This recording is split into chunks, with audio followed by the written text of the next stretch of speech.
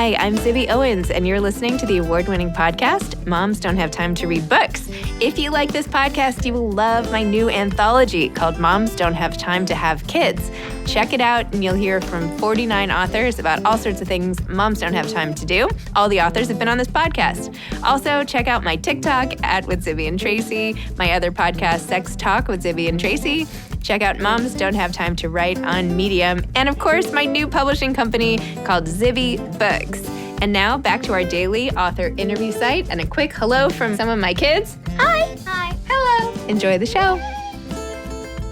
Chloe Shaw is the author of What is a Dog? A memoir. Chloe lives in Connecticut with her husband, 2 kids, and 2 dogs. What is a Dog is her literary debut. Welcome, Chloe. Thanks so much for coming on Moms Don't Have Time to Read Books to discuss What is a Dog? Thank you. I was crying in the first chapter of this book, which is when I know I love a book. It's so good. You're such a good writer. It's so amazing and emotional and beautiful. So anyway, bravo to you. Thank you. Why don't you tell listeners a little about what your book is about and what inspired you to write this memoir? So the book is about the 6 dogs that I've been lucky enough to have in my life, 2 of which I still have, 2 of whom I still have. And it really was inspired by an essay I wrote about Booker, who's on the cover of the book, the dog that my husband had when we met. And he was kind of the dog that, I had a beloved dog in my childhood who carried me through my whole, really from like 5 years old through up to college, like almost the day I left for college. She died.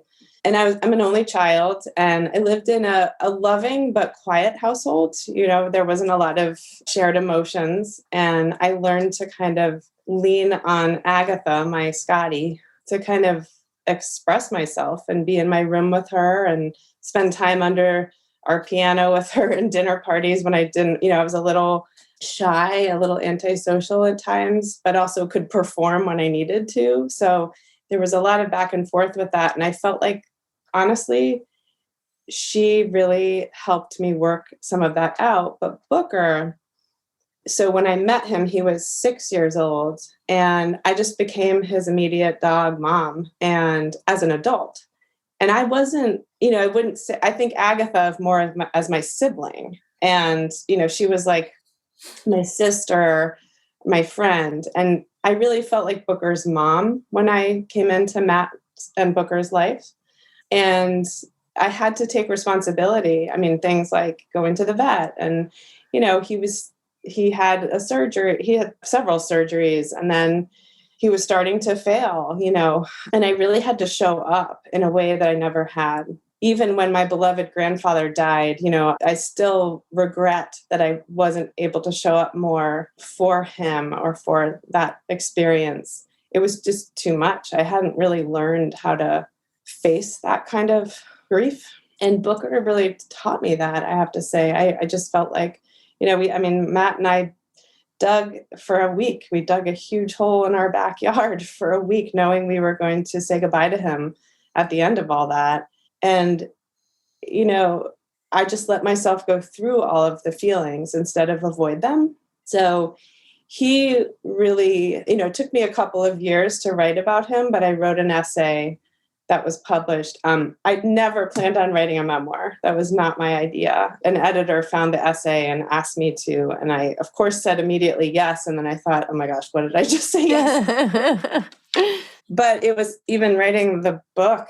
For, it took a couple years, but it was like just the most therapeutic thing. And it also allowed me to think of all the dogs in my life in this way that I anthropomorphize. I do all the things we all do with our dogs, but it really actually allowed me the time and space to think about what they really have meant to me and why are we so attached to them, and why is this, so many people have dogs, especially I know in the pandemic, I know a lot have come home with people, which is great, but it really allowed me the space to think about that on almost a more philosophical level.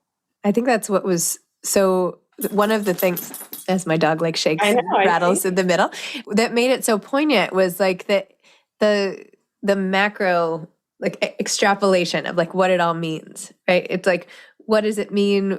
Like, what do dogs know? What do we know? Like, are we, and just the sort of souls sort of circulating, all of that. It just was beautiful. It's like, I mean, anyway, tell me about the title for 2 seconds. What is a dog? Did you have other titles? Why did you pick this title? I know it's discussed, but I'm just curious. Yeah, sure. I will say I have to say this. Moms Don't Have Time to Have Kids is my favorite title. Thank you. Like the best ever. Thank you. As the mom of 2 young kids. So it came out of the essay that I wrote. I kept asking, there was kind of a repetitive meditation almost, what is a dog? Like, at one point, I grew up, so when I was born, my parents had a dog. She was old. She was their first baby. She was an Afghan hound. And I never knew life without dogs. She and I don't know that I really bonded with her. She died when I was about 4 or 5.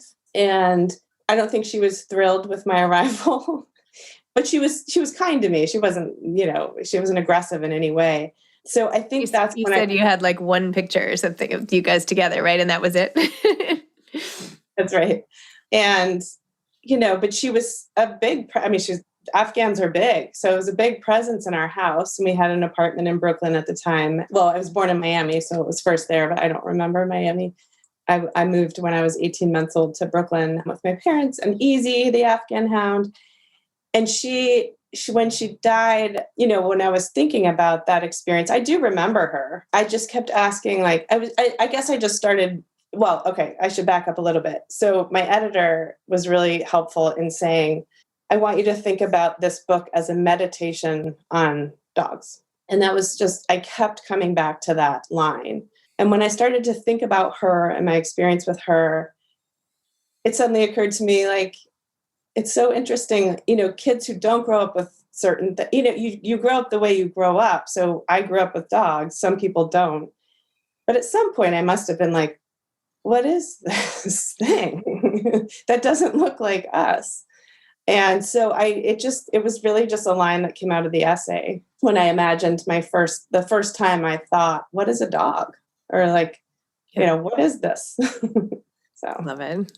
Yeah. And tell me about your relationship, because I know you mentioned in the acknowledgments to John Irving, who's like, I'm like the biggest fan of ever. What is he, just like a neighborhood friend of yours? And No. So I was very lucky enough my first job out of college from 97 to 99, I was his assistant and I worked with him and his wife, and I lived in Vermont nearby, but I worked out of their house and I would take care of their house and their dog Dickens.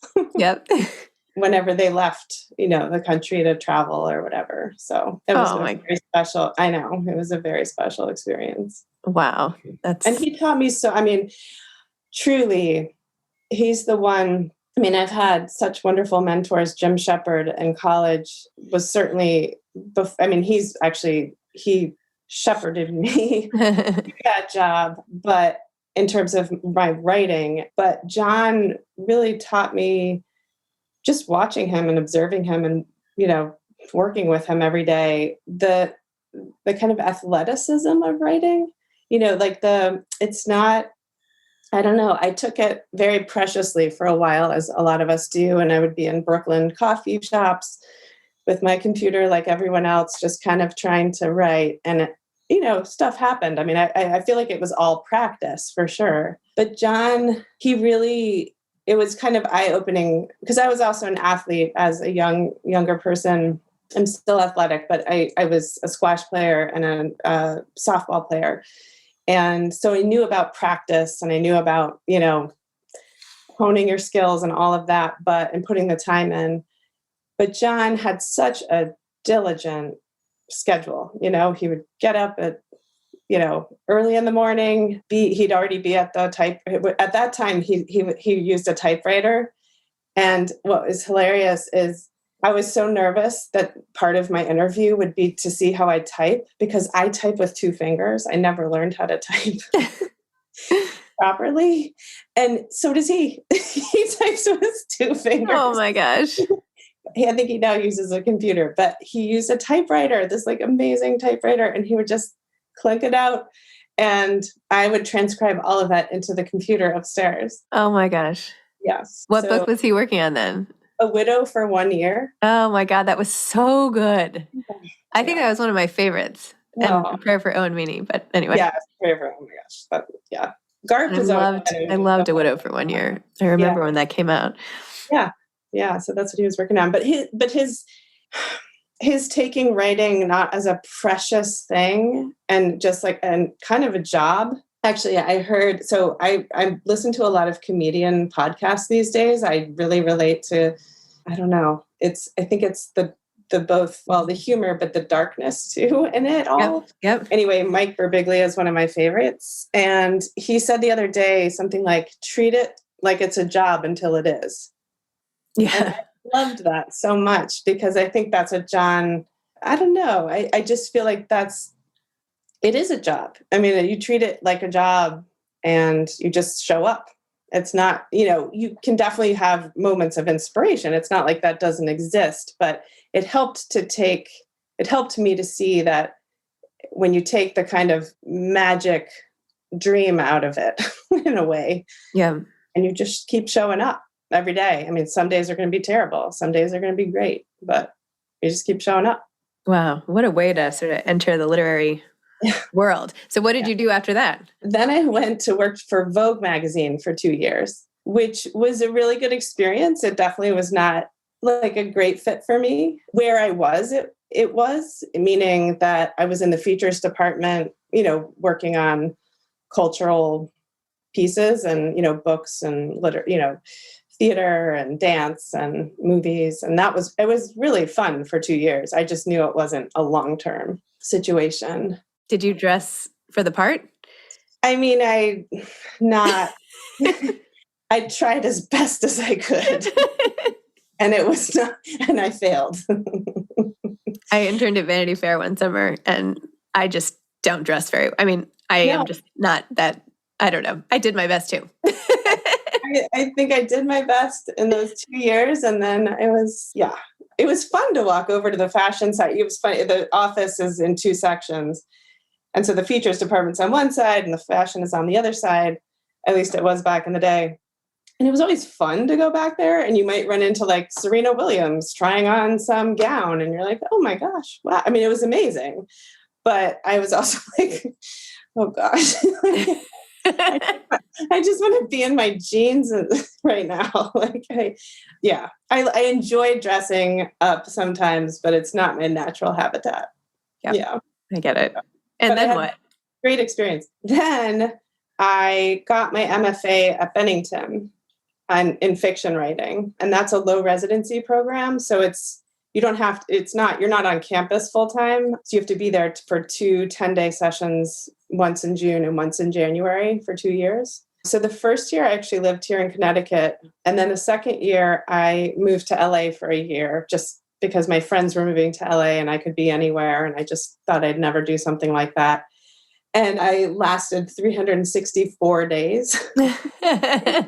As my uncle was driving me out of town, I was like, wow, I didn't last a full year.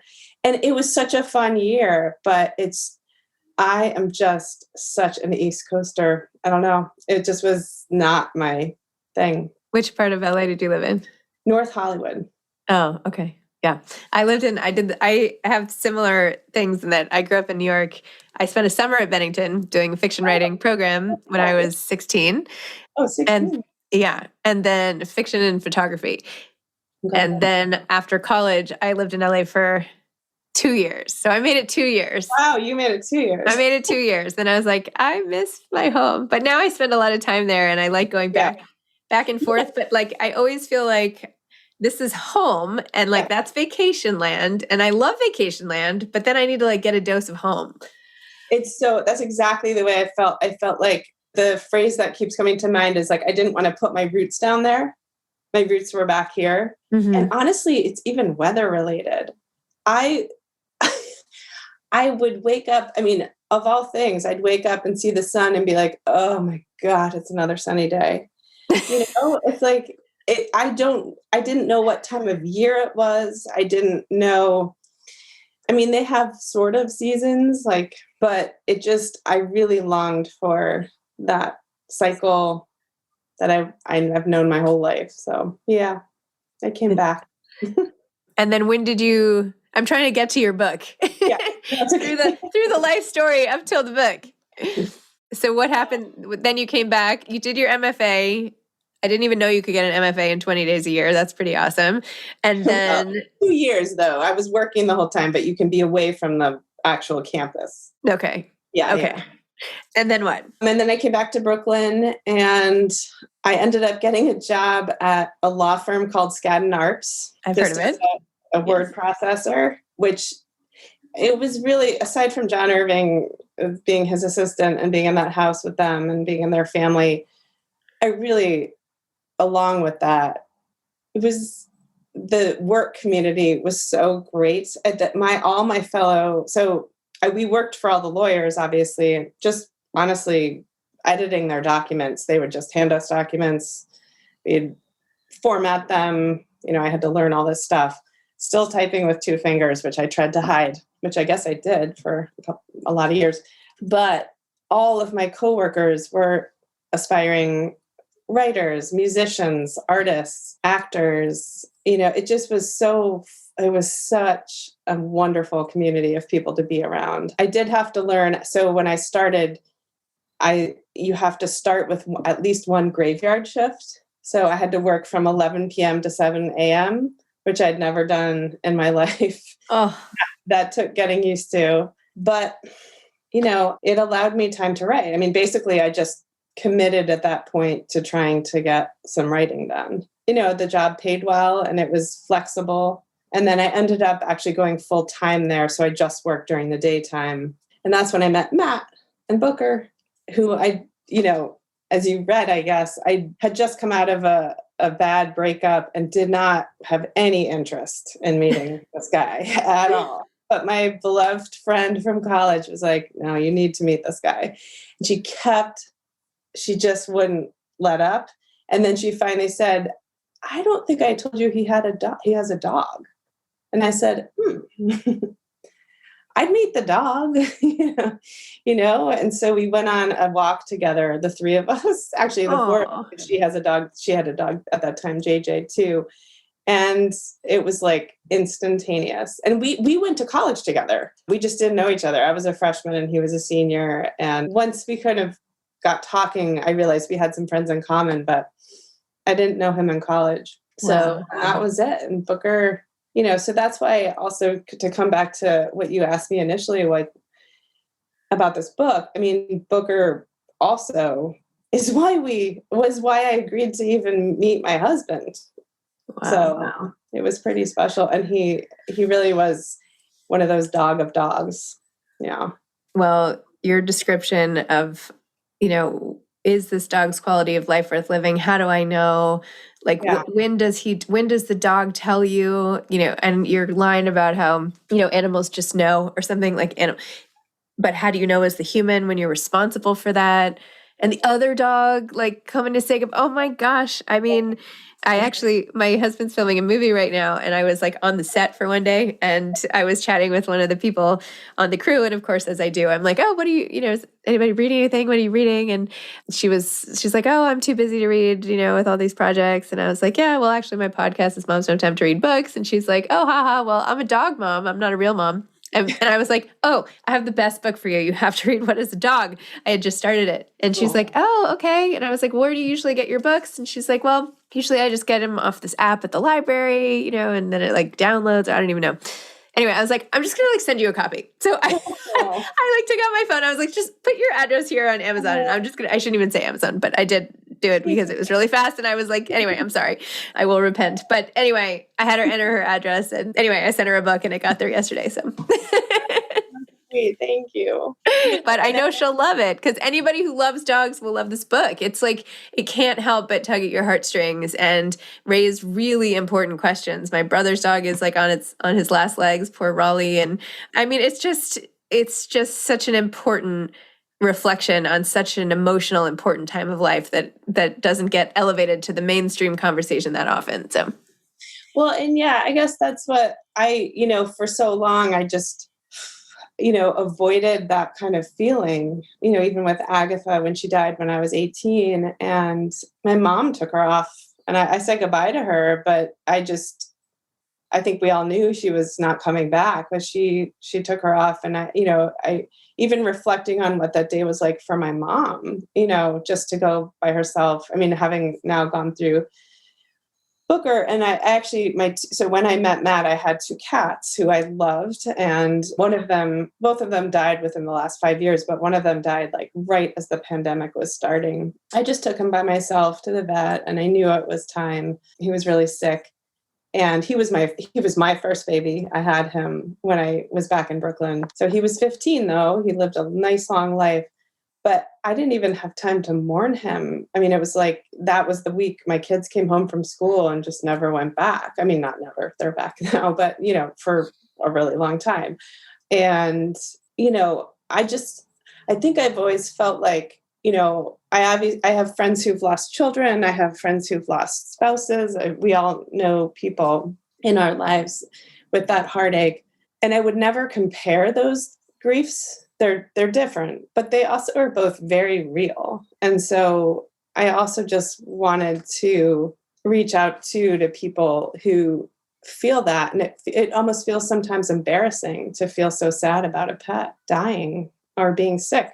One of my dogs, Otter, has had 2 leg surgeries in the last 8 weeks. And I've been a dog mom, dog nurse for so much. And he's had a rough time. He's doing well now, but I've been in tears many nights about it with my husband. And I think because maybe writing the book, I feel like that's valid. It's okay. It is valid. It's very upsetting.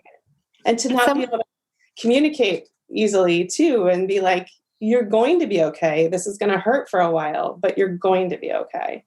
We can't communicate in the same way, so you have to adjust. But it is 100% shared by so many, and that love. I mean, it's there's something like the act itself of taking care of something engenders love between people, babies, pets, all of it, right? The more you take care of something, the more you love them.